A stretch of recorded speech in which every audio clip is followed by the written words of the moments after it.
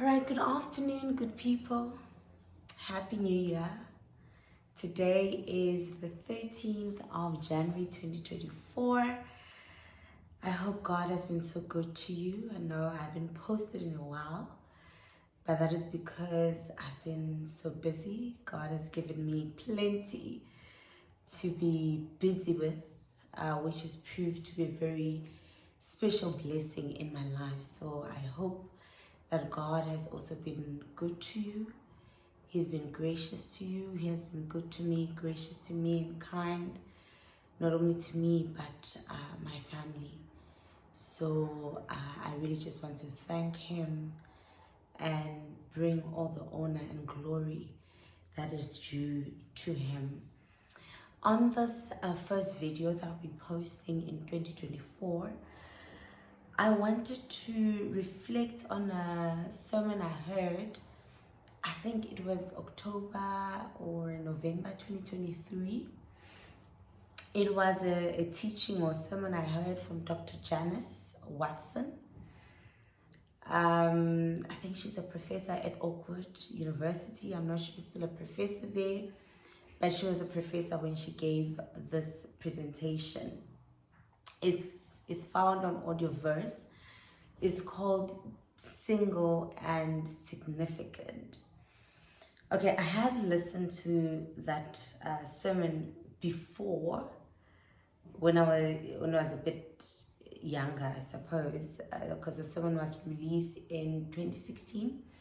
I think I would have listened to it around that time. So I went back to it last year because during that time in my life, I was really struggling with singleness. It was a trying time in my life. I was struggling, and as some of you know, being single, it has its ups and downs. There are seasons when it's a blessing, right? It's a blessing. Not only is it a blessing, it feels like a blessing because you just cannot imagine having other people around you who are gonna crowd your space that you have to worry about. Because there are times where you just want to do you, and that's when really being single feels like a blessing. And it allows flexibility. You can do so many things and accomplish so many things, right? When you don't have to be worrying about what the next person thinks. But there are also moments when it is incredibly lonely. It is incredibly difficult. And when I was listening to the sermon, it was one of those moments where I was really struggling and I was wrestling with God, like, God, but why? I'm a good woman, sorry guys, but of course then God says there's no one good, but what I mean. I'm not good in that sense that Jesus is good, but I thought, like, I have a lot to offer, right? Why can I not find the right person for me, not someone who's coming to my life to steal and destroy, because there's a lot of that, people who just come in your life to take, but they're not adding anything, and I don't want that. I'm not about that, right? So I was struggling, why, like, what is it about me, Lord, right, that is not receiving this kind of blessing? So I decided to go back to the sermon. Surprisingly, as I was listening to that sermon, oh my goodness, I was so triggered. I was so angry for some reason.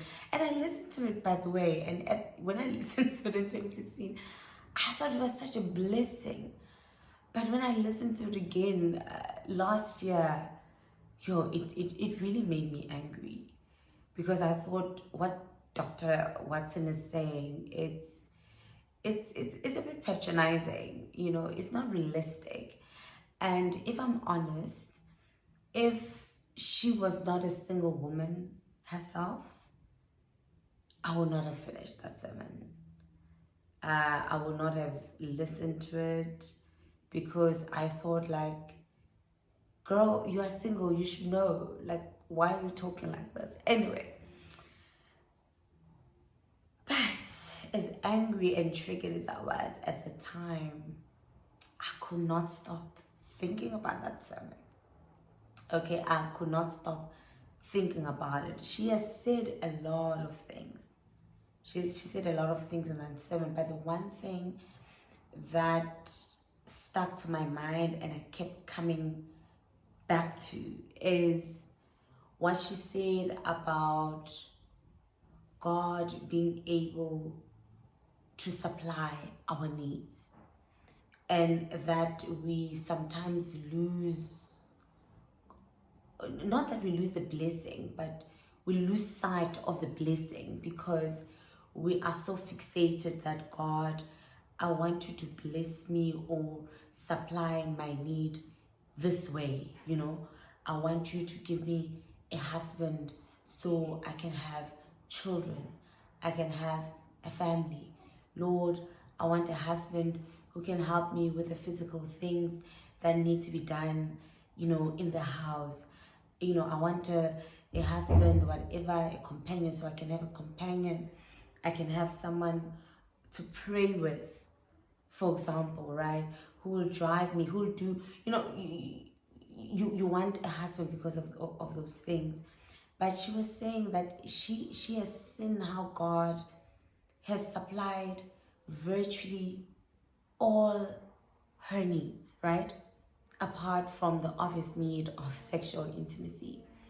And she spoke about how God has brought children in her life who could be a blessing to her life, and that she could also be a blessing to, that she didn't have to get married and have children of her own to have that kind of blessing.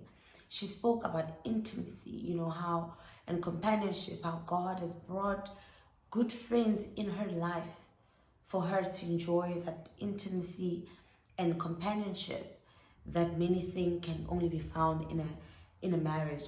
She spoke about how God has brought, you know, church people in her life, or some couples, you know, who will come and help her with whatever she needs help with at the time, like physically, you know, if stuff need to be fixed in a house. And she spoke about how God has blessed her, you know, through other means in supplying those needs. How God has blessed her, you know, with the gift of touch whenever she needed it. You know, sometimes you just need a hug, and God will bring people in her life to just give her a hug and embrace her, give her flowers, you know, and just make her feel good and pampered and loved. And as I was listening to her, I was thinking to myself, oh God, there's no way that you've done that for me.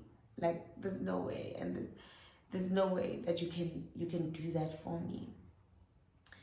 But as I reflected on that sermon in the last few months and weeks, and I realized that, oh my gosh, I've been living in that same blessing. I've been living in that same blessing for a very long time without realizing. And for me,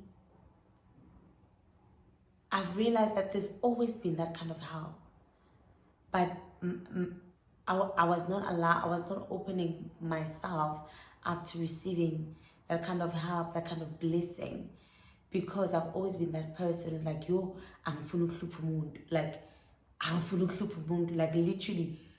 I always had people, Shirley, if you need anything, let us know. And I have one such colleague who always saying this, eh? But Shirley, yeah, I will never say, I need this, you know. And I realized that your Uncle has been ready, guys, to bless me. But because I've never opened myself up to that, I've not been able to live into that blessing. But the moment I started connecting to that, right? I've seen how God is truly supplying all my needs, right? And he is supplying it through people I know. He is supplying it through strangers. He is supplying it through friends, through colleagues. And I was like, wow. So what she was saying is actually true.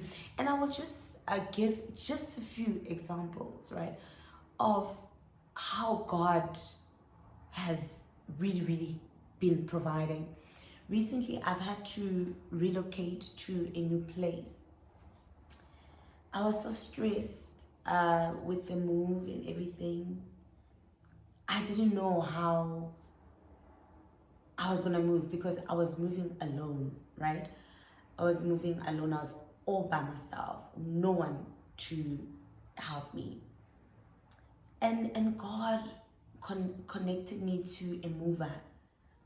You know, of course, I paid for the service, but you know, these people went over, over and above the service that I paid for, right? To help me so that my move was not as daunting as I thought it would be, because I'm like, oh my gosh, I'm moving and I'm all alone. I have no one to help me. It was so seamless. It was so seamless. And when I thought about it, I'm like, wow, thank you, God, for supplying that need. Of course, I would have thought, oh, ordinarily, if I had a partner, then they will help me move. But God provided what I needed at the time. Also, around that same time, I was busy with a big project of renovating the place that I was moving into. I mean, that project, there was a lot of things that needed to be done. Tiling, plumbing, painting, electricity connection. There was a lot that needed to be done. And God provided me a gentleman who helped me with that project, who literally project managed everything for me. And he did that when I was actually only paying him for one portion of the job, but he took it upon himself to line up all the other trades people that I needed for the job. Not only to line them up, he'll be fetching them daily, taking them back where they need to go, directing what needed to be done. I mean, there were decisions also that I needed to make, about materials, stuff that needed to be done in the house. He helped me virtually with everything. And because of his help, I could go to work, and all I needed to do is just pass by the house after work. But everything was taken care of. Everything was taken care of.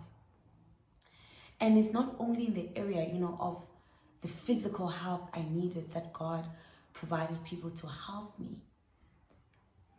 Even just simple things. I remember around December, I took my mom and my niece out, went somewhere to just have a good time. And we were doing some water activity. It's called lazy river. Basically, you lie down and you glide around along, some watery course. But I was not moving as I'm supposed to move for whatever reason. And next to me, and I'm seeing this beautiful couple, right? And the lady is having the same challenge I was having, that she's just not moving. But the difference is that she had a man by her side, and this man was paddling her along, so they were able to move past me. And I was thinking to myself, oh Lord, if only I had my man, okay? I'll also be receiving some loving and some help. And then as I'm thinking that, out of the blue, this young boy, I'm sure he's around 8 and 9, he walks up to me and says, ma'am, do you want me to push you? Guys, he made my day. He made my day. I'm like, God, wow. how you will move in the heart of this young man. And he literally pushed me, around this watery course and made sure I had such a good time. And I couldn't stop thanking God for that young man and his parents, that have brought up such a kind and gentle young man. May God bless him wherever he is. So I'm just showing, friends, that God supplies our need.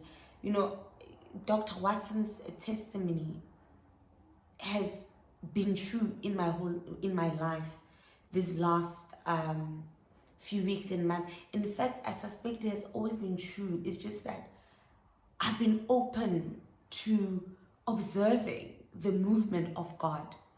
And the last example, this week alone, I was coming from holiday. I had so many things in my car from my parents' house. Literally, I had to lower my back seat so my stuff could just fit. And I remember as I was driving, I'm thinking, it was great because when I was at my parents' house, my dad helped me and my uncle helped me to pack everything in the house. And I was in the car, rather, sorry. And I was thinking to myself, who then is going to help me to offload these things? And I was just frustrated thinking about that. But on arrival at my place, there were like children that were sprawling just outside my place. And I greeted them. I came into the house. I went downstairs to just fetch, the first items that I needed to bring into the house. And mind you, I have to go through a flight of stairs. And without me asking, this young man just rushed towards me. Oh, God bless his heart. He rushed towards me and started carrying my things into the house. And when the others, I think there were like 8 children, and when the others saw him, they all started rushing. Literally, there was this young girl, tiny, I'm sure it's around 4 and 5. She just said, "Ma'am, I also want to help. Guys, they helped me carry all my things into the house. And I was so grateful to God for again providing. And as I'm reflecting on all that God has been doing in my life, this verse in Isaiah 56 verse 3 kept coming to mind. And I'm going to read it for you in the CSB version. It says that no foreigner who has joined himself to the Lord shall say, the Lord will exclude me from his people. And the eunuch should not say, look, I am a dried up tree. So God is saying that there is a blessing that flows to anyone that joins him or herself to me. Even the foreigner must be blessed for no other reason but the fact that they are joined to me. The eunuch, and those eunuchs, we can liken them to people who do not have children, who do not have partners, who do not have family around them, who for all intents and purposes are truly, truly alone. But God is saying, even those people, just because they joined themselves to me, they should not say they have dried up tree, that they have been forsaken, that have been forgotten by God. And I've witnessed that indeed God is very close to the singles, and he is ready to supply our needs. And if we just open our eyes, we will see his provision everywhere we go. And speaking of children, now that I think about it, God has always blessed me with children around me. I don't have children of my own, But God has always blessed me with the love of children who just come and bless me with beautiful conversation, greetings. I remember the last place where I stayed, literally there'll be no one who'll greet, at least for the first few months I was there. The adults will not greet. The neighbor that I found when I first got there, the first day I moved there, they saw me go up the stairs. They literally got up and closed their front door. And the people who opened their hearts to me were the children who really blessed me. You know, they will check on me. They will greet me so warmly every day, like when I return to work. And I'm sure, I mean, they were just being kids, but there was such a blessing, right? And God used them to bless me. So all I'm saying is, friends, we need to be open. I don't know what your pressing need is at this time as a single person. Whatever the need is, ask God. And then be ready to open your heart, to open your mind and your eyes to see God move. Maybe not in the way that you had hoped, but God will surely supply your needs. So be blessed this afternoon, and wishing you God's choicest blessings in the year ahead. Friends, I don't know when I'll have an opportunity again to share, but there's a lot I want to share. I've been wanting to share, and by God's grace, we'll have more opportunities for us to share about God's goodness in the course of the year. But for now, God bless and keep well.